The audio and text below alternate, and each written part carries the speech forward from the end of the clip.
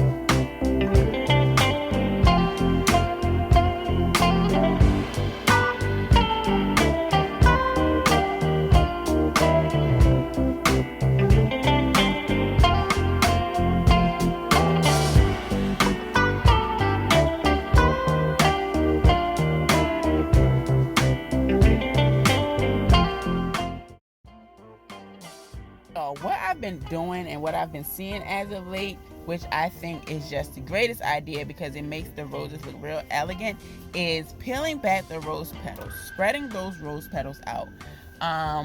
It just elevates your cake to me. It also is cost effective because now the rose takes up more area, which means you can use less roses. And if you know, like I know, like everybody should know, products and stuff has gone up, and flowers are one of the most expensive things as of late, especially in the cake and event planning business. The price has gone up ridiculous. So that for me is a win-win. It elevates the cake as well as I can use less roses. And it took me a few stores just to get a dozen red roses. Okay, I actually ended up getting these from a supermarket. They weren't the biggest, but they were a nice colored red, so I went with it, and knowing that I was going to spread the petals out anyway, it fit perfect for this mini tiered cake.